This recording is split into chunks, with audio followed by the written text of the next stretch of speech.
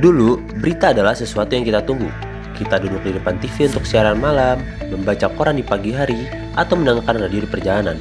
Sekarang, berita ada di genggaman kita setiap saat. Tidak perlu menunggu, tidak ada batas waktu.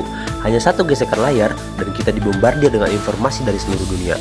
Tapi, apakah perubahan ini membawa dampak baik atau justru menjebak kita dalam gelembung informasi yang semakin sedikit? Perubahan pola konsumsi berita bukan hanya soal teknologi, tapi juga soal kecepatan dan cara kita menyaring informasi. Di era media konvensional, dulu media cetak dan televisi mendominasi. Berita melewati proses penyuntingan ketat sebelum sampai ke publik.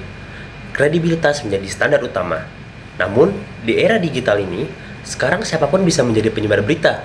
Media sosial menjadi sumber utama informasi bagi banyak orang. Sebuah studi dari Pew Research Center menunjukkan bahwa lebih dari 50% orang dewasa mendapatkan berita mereka melalui media sosial, bukan dari situs berita resmi. Ini artinya kita tidak hanya mengkonsumsi berita yang dibuat oleh jurnalis profesional, tetapi juga oleh individu biasa dan bahkan algoritma. Salah satu perubahan paling signifikan adalah algoritma. Dulu, redaksi menentukan berita mana yang paling penting. Sekarang, algoritma yang menentukan apa yang kita lihat. Bayangkan ini, kamu sering membaca berita politik dengan sudut pandang tertentu. Algoritma media sosial mengenali pola ini dan mulai menyarankan berita serupa. Lama-kelamaan, kamu pun hanya melihat satu sisi cerita. Inilah yang disebut filter bubble, atau gelembung informasi yang membuat kita merasa selalu benar, karena hanya terpapar perspektif yang mendukung keyakinan kita. Dampaknya, polarisasi. Kita tidak lagi mencari kebenaran, tapi konfirmasi, dan ini pun terjadi tanpa kita sadari. Ada satu lagi perubahan besar, yaitu dari cara berita disajikan.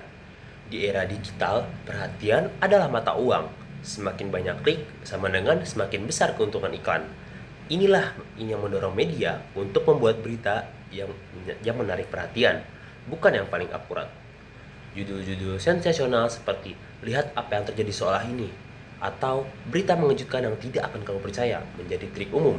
Ini bukan sekadar taktik marketing, tapi juga bisa menyesatkan.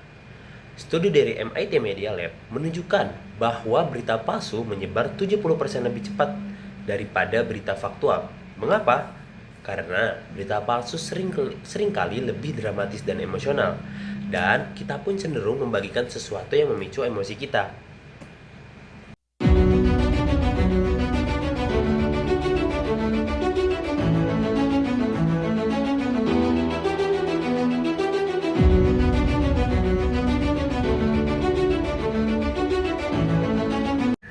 Jadi, apa yang bisa kita lakukan? Jika kita ingin tetap menjadi konsumen berita yang cerdas, kita harus lebih kritis.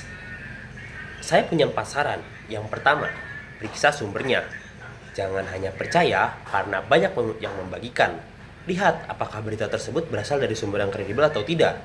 Yang kedua, waspada terhadap bias algoritma. Jangan hanya mengandalkan satu sumber, coba baca berita dari berbagai perspektif dan juga sumber yang lain, karena belum tentu satu sumber tersebut faktual dan benar. Yang ketiga, hindari judul sensasional. Jika sebuah berita terlalu bombastis, kemungkinan besar ada bias atau framing yang berlebihan. Dan yang keempat, jangan langsung bagikan. Sebelum membagikan, pastikan informasi yang Anda cerna tersebut benar agar tidak ikut menyebarkan hoaks juga. Seperti kata jurnalis legendaris bernama Walter Cronkite, menjadi benar lebih penting daripada menjadi yang pertama.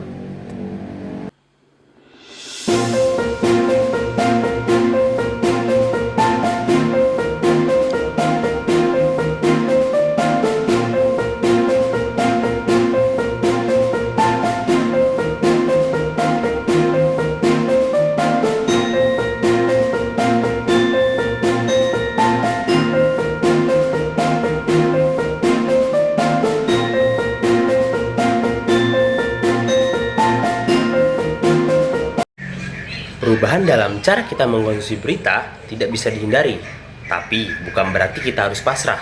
Teknologi bisa menjadi alat yang memberdayakan atau justru menjebak, tergantung bagaimana kita menggunakannya. Jadi, di dunia yang penuh informasi ini, satu pertanyaan penting yang harus kita selalu tanyakan adalah, apakah kita benar-benar mencari kebenaran atau hanya ingin membenarkan apa yang kita yakini?